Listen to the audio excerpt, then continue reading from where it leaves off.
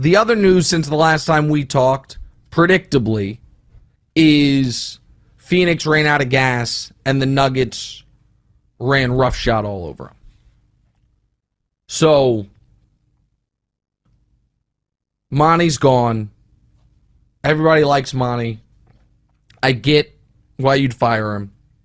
I didn't realize this until after the fact. A lot of reporting after the fact was like, oh yeah, we all knew this was coming. I didn't know it was coming, but I guess I'm not as plugged in. That HBO wanted to get his own guy, so be it. The noteworthy stuff from that Phoenix series, and we'll get to the Denver side in a moment, is you can't play these guys 44 minutes a game and think they're going to stay super efficient. You just can't. Wilds and Brew kept laughing at me in round one when Phoenix kept winning games, and I kept saying I'm less confident in them, I'm less confident in them. They were a five-man team at best that then Chris Paul got hurt predictably. Ayton was a no-show and then literally couldn't play, which is not shocking. And Durant and Booker's efficiency falls off the map, and they just weren't built for it. They need to find a way, see if they can move Chris for rotational pieces because they need more playoff bodies. But the real story in Phoenix is just a totally bizarre 5 years of Kevin Durant's career.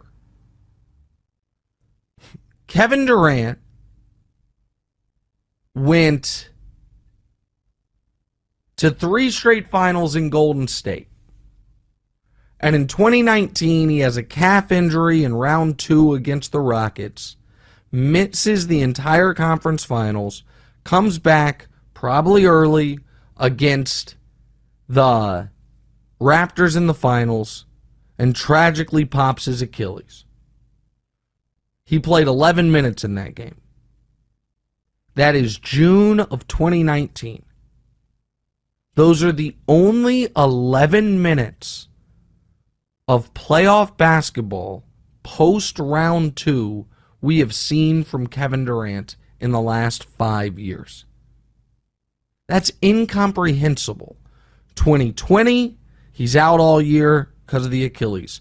2021, Kyrie gets hurt, Harden's hurt, Harden's them back. They have the duel with Giannis, they lose. 2022, swept in round 1.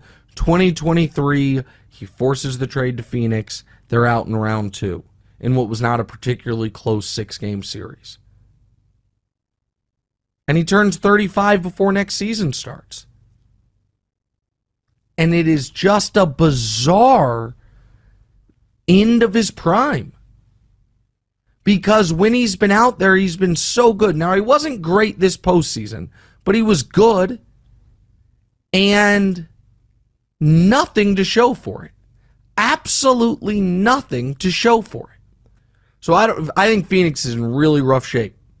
Really rough shape moving forward. And I really didn't like Devin Booker skipping out on all the media stuff. I think if you're the best player on a team or the co-best player in the face of the franchise, it's so much worse than Dillon Brooks. Devin Booker didn't do post-game availability after Game 6 after the second straight year at home in a closeout game. They're down 30 at halftime. It's mortifying. And then he skips the exit interview. Guy's been in the league too long to do that, in my opinion. So I think Phoenix has some really rough choices ahead. They obviously have to trade Ayton. That's another...